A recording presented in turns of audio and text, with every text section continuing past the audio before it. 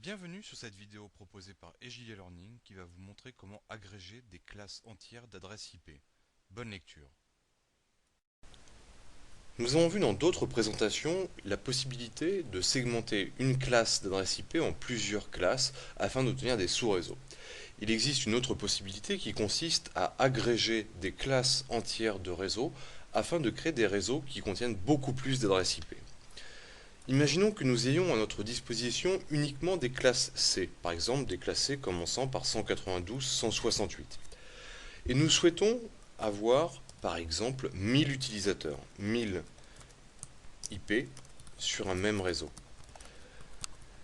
Il va donc être nécessaire d'agréger plusieurs classes C. Alors nous savons que chaque classe C nous permet d'obtenir environ 250 IP. Pour avoir 1000 adresses IP, il va donc être nécessaire d'avoir 4 classes C entières. Alors, le but du CIDR, de tout ce qui est routage sans classe, ou de l'agrégation, consiste à agréger ces adresses IP. Alors, nos routeurs fonctionnent de façon binaire. Nous allons pouvoir donc agréger systématiquement des blocs de 2 classes d'IP, soit de 4, soit de 8, soit de 16, soit de 32, soit de 64, etc., etc. Le but de l'exercice est de trouver quelles sont les classes qui sont agrégeables.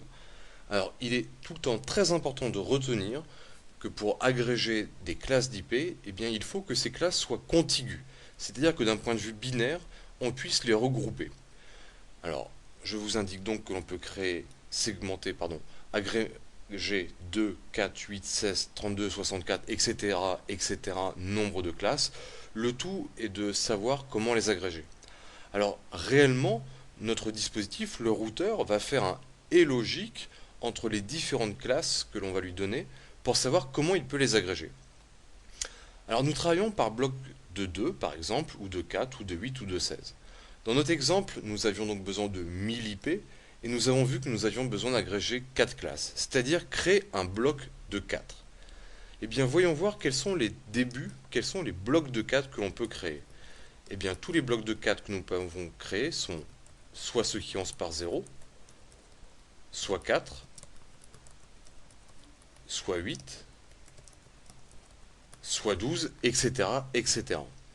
C'est-à-dire que je vais pouvoir agréger à partir de 192.168.0.0, eh bien je vais pouvoir agréger 192.168.0.0, 192.168.1.0, 192.168.2.0 et 192.168.3.0. De la même manière, et je vais rapidifier un petit peu le système, nous pouvons agréger les autres blocs suivants. Voici donc les blocs que nous avons pu agréger. Donc, nous pouvons agréger par bloc de 4, mais il faut surtout faire très attention à ce que cela soit contigu. Alors, par exemple, pour nos 1000 IP que je souhaite agréger sur un même réseau, je vais choisir par exemple ce bloc-là. Le bloc qui comprend la classe 192.168.4.0, 5.0, 6.0, 7.0.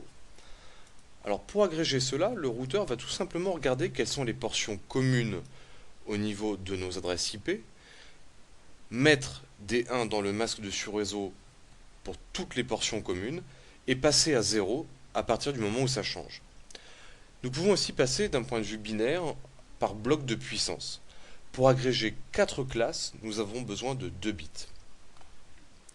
Pour agréger 2 classes, nous avons besoin de 1 bit. 4 classes, comme nous venons de le voir, nous avons besoin de 2 bits. De puissance 2, 4. Pour agréger 8 classes, nous avons besoin de 3 bits. De puissance 3, 8. Pour agréger 16 classes, nous avons besoin de 4 bits. De puissance 4, 16. Pour agréger 32 classes, nous avons besoin de 5 bits. De puissance 5, 32. Pour agréger 64 classes, nous avons besoin de 6 bits. De puissance 6, 64, etc., etc. Au contraire de la segmentation, l'agrégation, nous allons emprunter des bits non plus à la partie utilisateur, mais à la partie réseau. Pour créer donc un bloc de 4, nous allons donc devoir emprunter 2 bits à la partie réseau. Notre masque, qui à l'origine était un masque en 255.255.255.0, c'est-à-dire en slash 24, Si nous devons emprunter 2 bits, il passe en slash 22, c'est-à-dire 255, 255, 255,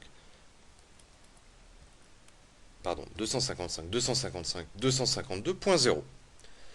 Alors je vous disais que le routeur va faire cela de façon binaire.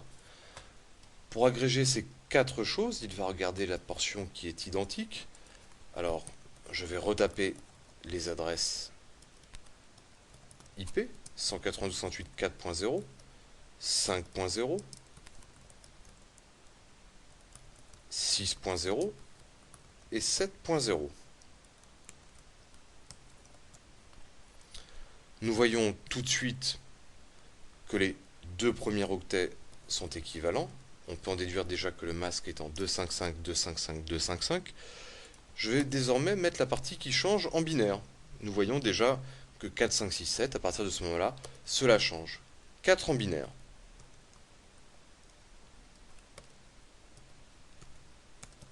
Voilà notre chiffre 4 en binaire. Voyons 5. 0, 1, 0, 1. 6 en binaire. Qui va correspondre à cela. Et finalement, 7 en binaire. Voilà. Alors nous voyons que toutes ces parties-là, 0, 0, 0, 0, 1, sont identiques, systématiquement, quel que soit l'IP, 4, 5, 6, 7.